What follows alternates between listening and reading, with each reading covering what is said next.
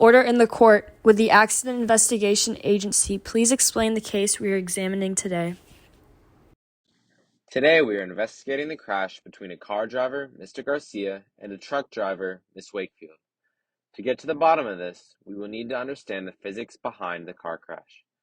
For this car crash, conservation of momentum can be applied, meaning that each car's initial momentum, which is the product of its mass and velocity right before the collision, is equal to its final momentum right after the collision.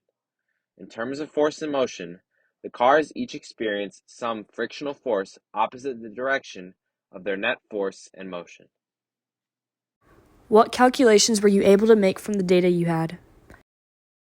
To find the coefficient of friction for the car, we divided the force required to drag the tire at a constant speed by the weight of the tire. This would be 100 newtons over 130 newtons, which gives us the car's coefficient of friction as 0.769.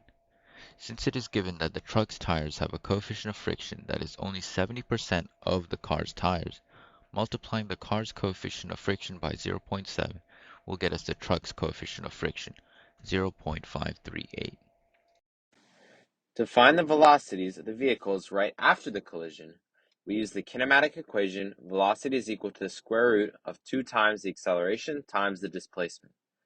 Since the only value we don't have in this equation is acceleration, we found the force and divided it by the mass for each vehicle to solve for acceleration. The force in the car is equal to its coefficient of friction times its weight, which should be 0.769 times 13,600, which equals 10,458.4 newtons.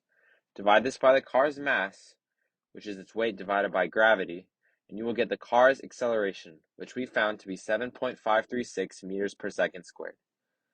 Plugging this back into the original kinematic equation, and the car's velocity right after the collision is equal to square root of 2 times 7.536, which is the value we just calculated, times 8.2, which was its given displacement. And we found that the velocity right after the collision for the car was 11.12 meters per second. We repeated this similar process for the truck, getting an acceleration of 5.27 meters per second squared, and a velocity right after the collision of 10.77 meters per second. And to find the velocities of each vehicle right before the collision, I assume you had used the conservation of momentum, since the velocities of both vehicles right before the collision are equal to their velocities after the collision. Solving for the velocity of the car right before the collision, you got 12.51 meters per second. And solving for the velocity of the truck right before the collision, you got 12.78 meters per second. From all these calculations we made, we concluded that both drivers were at fault.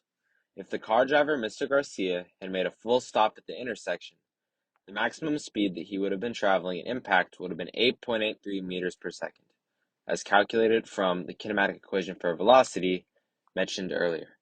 And since the car was traveling according to our calculations at 12.78 meters per second, much faster than 8.83 meters per second, there's no way Mr. Garcia could have made a full stop at the intersection. However, the truck driver, Miss Wakefield, was also in the wrong, as she claimed she braked and was only going 6.7 meters per second at the time of the impact, when in reality our calculations show she was traveling at 12.57 meters per second. Therefore, her claim is also invalid. Since both parties are at fault, neither will be charged with any offense.